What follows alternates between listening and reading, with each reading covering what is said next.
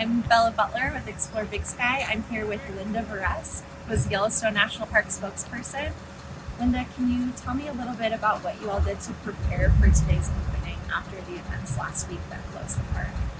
Well, first of all, Park Management held quite a few listening sessions with the gateway communities all around the park, just to hear input. One of them suggested this alternating license plate system, so we thought we'd give it a try, and that way we can open up the southern loop of the park today for visitors. And we'll see how that goes, and if all goes well, we'll be able to open the northern loop as well in 2 weeks or less. Yeah. And why was it important to get the park open so quickly after last week? Well, so many people plan their vacations around Yellowstone. Sometimes they plan a year or two in advance, and we, wanted to be able to give them this opportunity to do so safely, and then also we wanted to support the gateway communities. Yeah.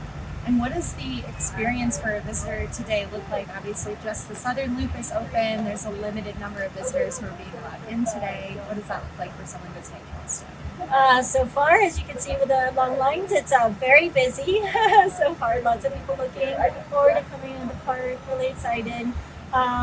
There's a good part of the park that's open. They'll be able to drive down to see the geyser basins, Old Faithful, the lake, and the canyon area, and then North Geyser Basin. So there's quite a lot to do in the park today. And you had mentioned maybe for folks who aren't able to get into the park today, maybe someone who has an odd number on their license plate today on the 22nd, there's still plenty of things to do outside of the park. What does that look like for other visitors? Right. A couple things they can do if they only have today. What they can do is see if there's a local outfitter that's able to bring them in on a guided tour or something like that, and they can still come in the park because they're exempt from the alternating license plate system.